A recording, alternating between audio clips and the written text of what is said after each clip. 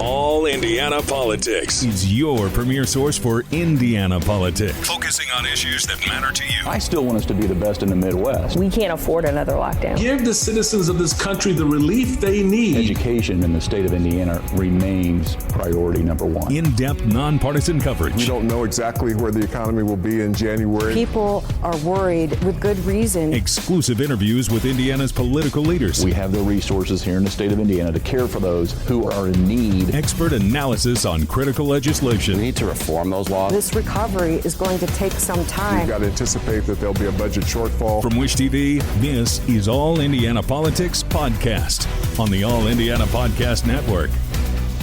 Good Sunday morning. Welcome to another edition of All Indiana Politics. I'm Phil Sanchez. It's the marquee race in Indiana politics. Who will succeed Governor Eric Holcomb? Holcomb is term limited and cannot run for another term. All three of the candidates to succeed him are familiar to voters. Republican Senator Mike Braun is leaving Washington to run for the governor's chair. Democrat Jennifer McCormick was Indiana's last elected superintendent of public instruction. She held that office as a Republican from 2017 to 2021. And Libertarian Donald Rainwater returns from the 2020 race. Our government reporter Garrett Bergquist talked to all three candidates about how they plan to serve you. We begin with Mike Braun. Let's begin with property taxes. Your plan would expand the deductions available to homeowners and cap the rate at which property taxes are allowed to grow. How do you ensure that this doesn't deprive local governments of the revenue they need? So it's interesting, if local units had adjusted their rates down with the increased assessed value, it'd be kind of a moot point. Many of them didn't, though. So where they would have had a windfall over the last couple, 3 years in property taxes, all the complaining about them going up 15 to 20%, that's where the reset needed to occur. Plus, to put a cap on it going forward. The circuit breakers were intended to do that, but that was assuming no inflation. So we're getting, now that people understand the concept, remember the details will be worked out by the legislature, but the idea that your property tax bills can grow faster than your ability to pay them or the growth of the economy is what most like in terms of preventing it in the future. And then the reset feature of it really isn't going to make much difference other than to the jurisdictions that did not do what probably should have been done, is taking the rate real down to reflect the increase in assessed values. How do you plan to encourage economic growth outside of the major cities and outside of major districts such as LEAP? That's going to be easy. I come from one of those corners of the state that doesn't see a lot of it, and there are 4 corners to the state, and we are going to still need to do the best of what we've done that gets in some of the needed industry. I'm really going to be interested, is it going to be more than just CapEx? Are we creating a lot of high-paying jobs? And then I'm going to really focus on the field of how do we help startups, small businesses, entrepreneurs. They just need more organic help. It's not going to take a major investment. It may change how we help them become more enabled. And you're going to get dividends from every corner of the state in between, because small businesses never get much attention. You never know when that next business, homegrown, is going to be that next big business that grows in your state. Would you make any changes to Indiana's abortion ban, either to further tighten or loosen any of the restrictions around it? I think the legislature dealt with that when they put the law in effect. And I think it'd be up to them. I don't know how much input they've been getting from either side. I think we were the first to do it, and that law was crafted after listening to Hoosiers, and it would be up to them to see if they're wanting to change anything. Indiana's Medicaid system is currently short about $1 billion, and that's led to some pretty significant service cuts. So 2 questions. First, if you were elected governor, would you implement any emergency funding as soon as you took office? And then second, what's your long-term plan to fix the problem and prevent future issues like what we saw once the new budget goes into effect July 1st? That's the blessing of having good structural cash flow. That $750 million issue was a miscalculation on how many people wanted to actually do things in their own home to take advantage of that option when it comes to Medicaid. So good cash flow can cover it. That can't be an annual issue. So my approach to health care is clear. I fixed it in my own company. We have to, in our own state, where we have some of the highest health care costs, some of the poorest outcomes, especially infant maternal mortality, we got to fix it from the bottom up, and wellness and prevention, not expensive remediation, that is the way to get it done.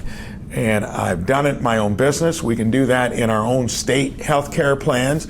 I want to make it easier for businesses to be able to pool and associate to get the best insurance you can get for your employees. And then it's going to be a case of Indiana leading, whether the government is the payor through Medicare or Medicaid, or it's through the private sector. We've got to get our results better, and it's got to be based upon wellness and prevention. You've called for universal school vouchers. Is there a risk that we're going to create a two-class educational system when we do this? Your opponent has said that that's going to allow private schools to discriminate against kids who are trying to get in throughout those vouchers. I think if we were taking resources away from the public education system, I come from a place where the public schools are great.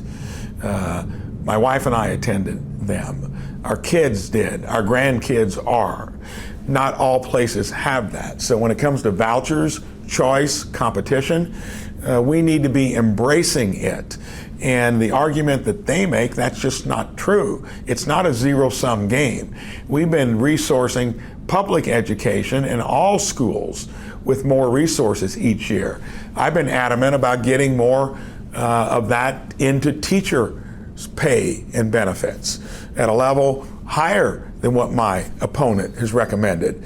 And when you're investing currently $245,000 into a classroom annually, when you look at teacher pay, maintenance, upkeep, depreciation, there's a lot that we're putting into the classroom that probably needs to be devoted more to teachers and instruction as opposed to building, plant, and equipment and the maintenance of it. All right, coming up, Democrat Jennifer McCormick explains why she should lead the state. Welcome back. Democrats have not held the governor's chair since the late Joe Kernan left office in 2005. They hope to change that this year with a former Republican, Jennifer McCormick. She sat down with Garrett Bergquist.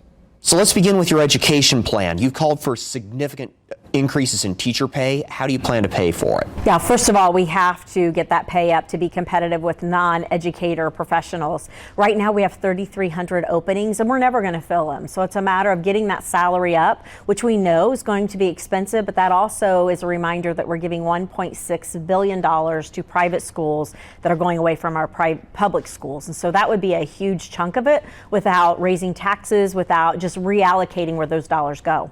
You would tighten up the eligibility requirements for the vouchers then? I would tighten up the voucher program, absolutely. Right now, the eligibility is $220,000 deemed to be the poverty level for a voucher and for a family of four. And so, and I'm sure they're trying to go after universal vouchers the next session, and I'm sure my opponent is going to support that. But to me, it's about making sure that our public schools are taken care of, as it is a constitutional requirement, and there's a lot of money there that could go right back into our teachers. Let's turn to property taxes. You've called for increasing the homeowner deduction by $1,000, increasing the state and local income tax deduction by $1,500, and expanding senior citizen deductions. How did you arrive at those numbers?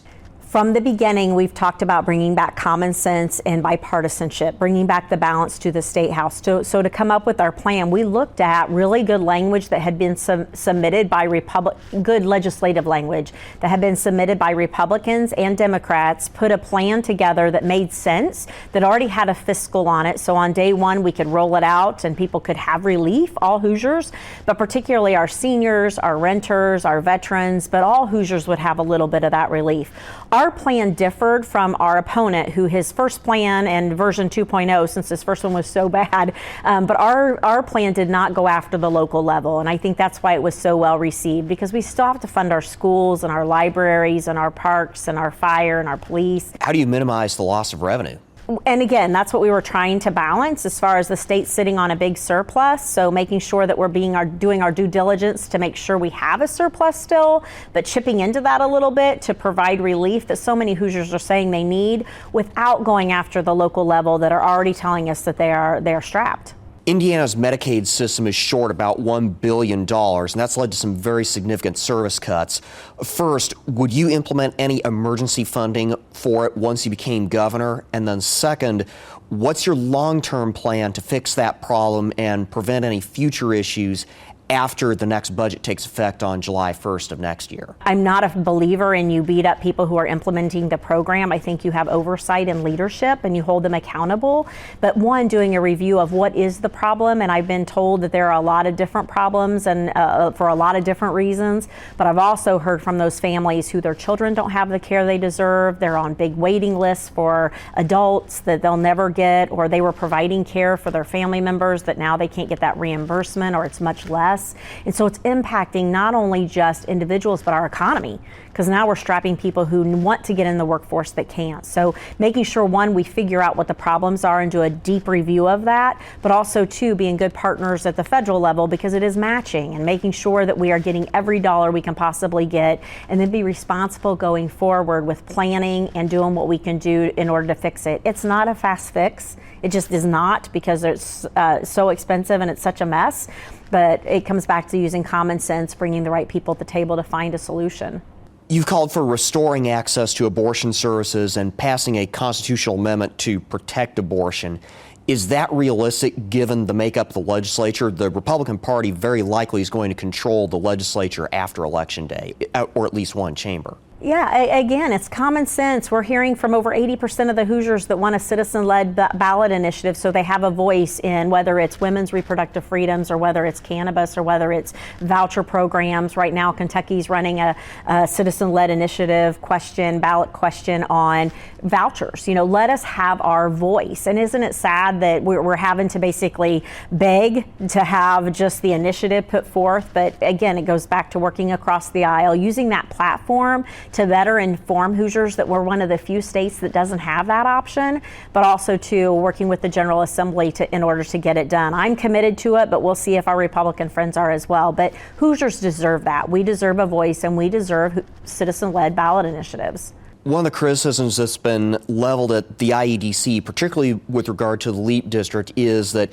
it seems to be prioritizing economic growth in some parts of the state at the expense of other parts. So how would you ensure that all parts of the state see some economic growth? And I've heard from a lot of locally elected officials at the, across the state, and they like the READY grants, they like the Stellar grants where it's targeted in regional growth.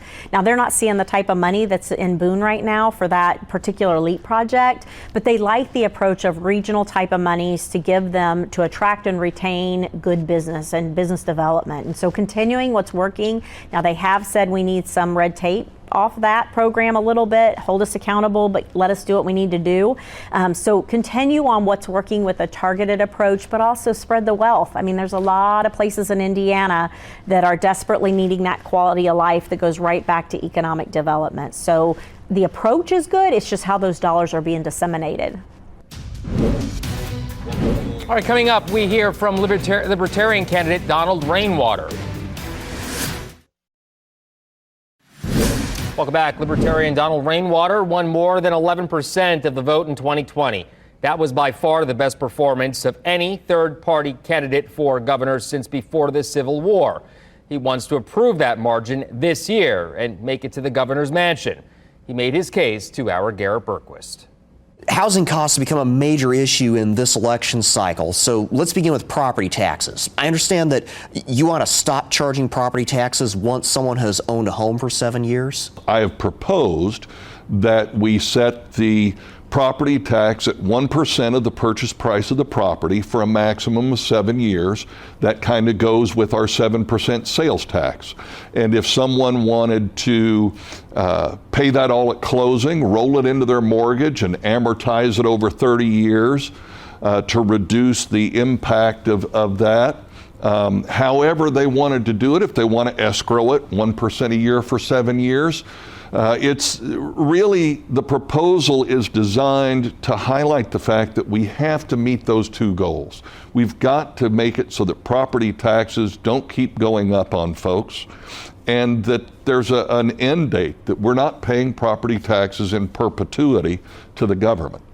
Indiana's Medicaid system is currently short $1 billion, and that's led to some very significant service cuts. So 2 questions. First, would you implement any emergency funding for that agency once you become governor if you are elected? And second, what's your long-term plan to fix the problem and prevent future issues, beginning with the budget that takes effect on July 1st of next year? It's my understanding that they found $724 million worth of overbilling that they paid for Medicaid, and that they did not go back and collect that money that they were overbilled.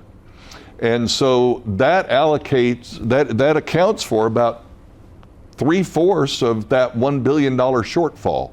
So the first thing I would do is say, hey, we need to go and get that money back that we were overbilled and that we overpaid, because we shouldn't be cutting people's promised Medicaid off because we made a mistake.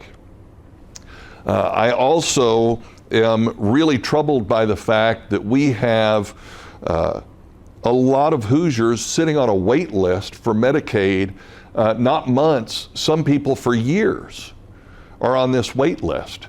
The Medicaid program evidently is not being managed very well. And we need to make sure that we have people in FSSA who are managing the program correctly and who are focused on delivering the service that the government has promised to the citizens that they promised that service to. Would you support a repeal of Indiana's abortion ban? I would not support a repeal of it. What I support is that, first of all, it needs to go through the court system. That's why we have 3 branches of government. And I would support every Hoosier citizen who feels that there are changes that need to be made to contact their legislators and get their legislators to do what needs to be done. This is not an issue that one person should make a decision on. This is something that the citizens of the state of Indiana need to decide. You've called for universal school choice. Now, would that include taxpayer-funded vouchers? So at this point it would, because that's what we currently have as far as our state constitution says that we will fund common schools. I believe that one of the foundational truths about the economy is that monopolies are bad. I think everyone will agree that when there's a monopolistic situation in consumer services, that quality decreases and cost increases. We spend half of our state budget, half, on education. And our state standardized testing says that 63% of our children are not proficient in English and math. When I went to school, 63% was a failing grade. 20% of our third graders can't read at the 3rd grade level. Evidently, our public school monopoly is failing our kids, and we need to rethink the whole process and the whole program, because it's not working. How do you plan to encourage economic growth outside of the major cities? Well, I think first of all, what we have to do is we have to understand that a lot of what we're doing by putting the heavy hand of government on the scales is discouraging the growth, right? When the government says, well, we're going to do this and we're going to do it here, it's usually to benefit somebody, not to benefit the general populace. And so if we can get government out of the conversation and allow local concerns to come together to attract new opportunity, I think everyone then will have an equal shot. All right, thank you for joining us for All Indiana Politics this week. We'll be back here next Sunday morning at 9:30. Remember, early voting continues until November 4th. Election Day is November 5th. If you would like to hear more from the candidates on this week's show, check out our All Indiana Politics podcast online at wishtv.com. That's it for us for now. Have a great rest of your weekend. From Wish TV, this is All Indiana Politics Podcast on the All Indiana Podcast Network. Watch All Indiana Politics live Sunday mornings at 9:30 on Wish TV and at wishtv.com. Subscribe to this podcast and listen weekly here on the All Indiana Podcast Network. And be sure to discover even more great podcasts at allindianapodcastnetwork.com.